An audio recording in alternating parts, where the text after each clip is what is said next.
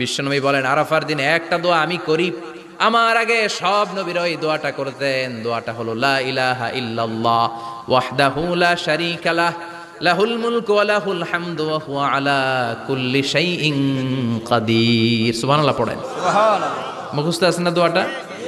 এটা পড়বেন। বিশ্বনবী আরাফার ময়দানে এই দোয়াটা পড়তেন। তাহলে বোঝা গেল বছরের সব দিন সমান না। সব দিন সমান না।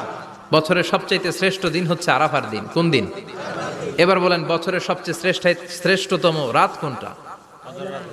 কদরের রাত। ইন্না আনজালনাহু ফি লাইলাতিল কদর। ইন্না আনজালনাহু ফি লাইলাতিল কদরি ওয়া মা আদরাকা মা লাইলাতুল কদর। লাইলাতুল কদরি খায়রুম মিন আলফি শাহর। হাজার মাসের চেয়ে সেরা। ওই রাতে ইবাদত করলে